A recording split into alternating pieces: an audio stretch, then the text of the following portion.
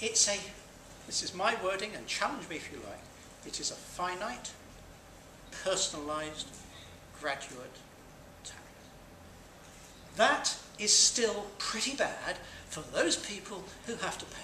But it's finite because it's an amount you control, it's personalised, you don't have to pay the graduate fees of anyone else, and it can only be taken from you in proportion to the earnings you have.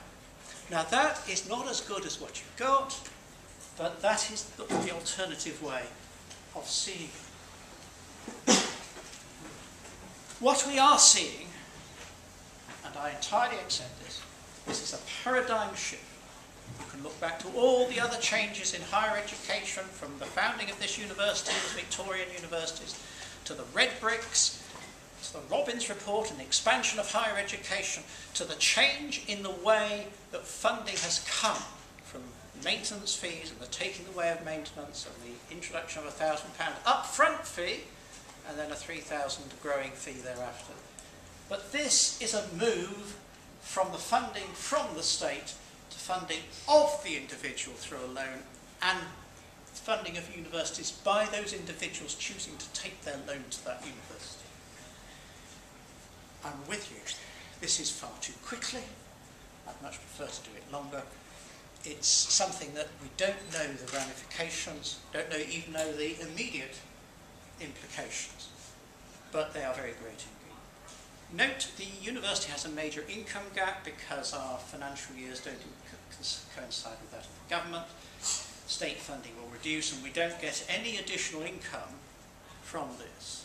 That's roughly where we'll stand, because, and this is the key, it's not a very good academic graph, what it shows is this is the government is hoping that income from fees will meet the decline in state. The point I want to make is that that red line is what the government has said in the comprehensive spending review. You could have every vice-chancellor in the world on the streets. The Treasury is not going to put that money back. If admirals and generals can't get aircraft on aircraft carriers that are useless without them, I don't see how that university vice-chancellors, who have been arguing for less cuts for a long time, will make a difference by going on the streets. And unless we find income from another source, it will come from another way, which will be a combination of 3 or 4 things. Reduction in the number of students going to higher education across the country, reduction in the amount of students get for their support, the cutting of university staff and expenditure. These sort of things will be far worse for higher education in the long run. We've faced lots of challenges. Who will want to come to university under the new regime? And how do we work out? I see one of our admissions tutors sitting back there, former admissions tutors.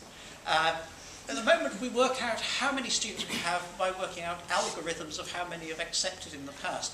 We won't be able to do that anymore, but so we will really have, pricing is a real problem. But one thing to finish with, because I've been told there's only 2 minutes left, there's a marked increase in student and parental expectations, which we're discussing this week. We as an institution will have to, we already provide a great student experience, but we'll have to make sure it's even better. But we'll have to do so without any more money, and that's going to be a challenge.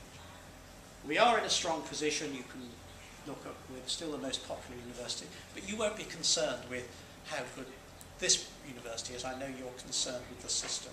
So I've presented the sort of things that I've said and the Vice-Chancellor has said at meetings.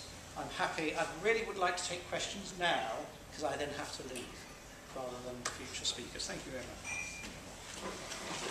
Okay, we'll open the floor for, sort of four or 5 minutes of questions. Yeah, Gus. Hi, Gus Baker.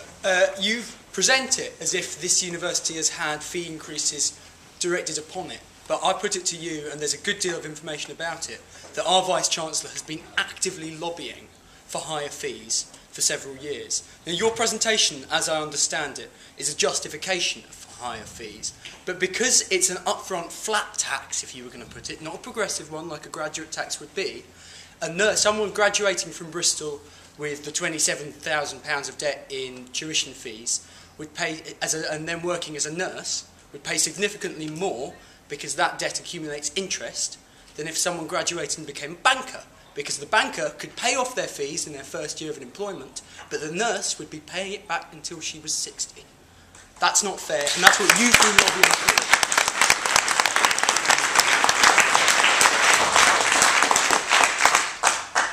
I reject absolutely your first point. I personally have never lobbied for anything. You can put to Eric Thomas on Wednesday afternoon. We have not lobbied for this cut in the funding of higher education. We have not, and I will repeat, not lobbied for this CSR cut in higher education. You've lobbied Can I finish the answer, please? I don't interrupt you. This is an academic debate. We have not. I'm happy to walk out if you don't want to listen to me. We have not lobbied for that. What universities have recognised is that if they were going to get more income to make the university what it is, keep the university what it is now, which is one of the best in the world, there was a problem of an income gap. I accept that the university vice-chancellors have always recognised that if they were going to get more income, it would need to come from increased fees from the 3,000 level. That we couldn't expect the state to continue to add that income. But we did not expect or lobby for the cut in public spending, and these fees do not give us any extra income. They merely move to replace what the government is taking away from us. And by the way, in most areas of public life, there are 30–40% cuts without the income coming back in. Are there any more questions? Can I just say, and I accept your point, that although someone on an earning of £25,000 will never see the loan paid off, and a banker will pay it off more quickly, that is a perfectly fair point. Okay, yeah, next question. Yeah, I was just going to ask, because you've said yourself that this is a very quick, excuse me, sorry, I've got a bit of a cold, a very quick action by the government, and it will lead to a paradigm shift, and we don't actually know exactly what the consequences of it will be. Correct. But has it not maybe occurred to you and the Vice-Chancellor to maybe put pressure on the government for a wider public consultation, a consideration with academics and students and so on, to at least delay this decision or not, and not dive into it like this? Well, delay, if you were going to argue for, I would be happy to argue, and argue very strongly, for a delay in the cuts in public spending. Okay? But the government was elected to do that.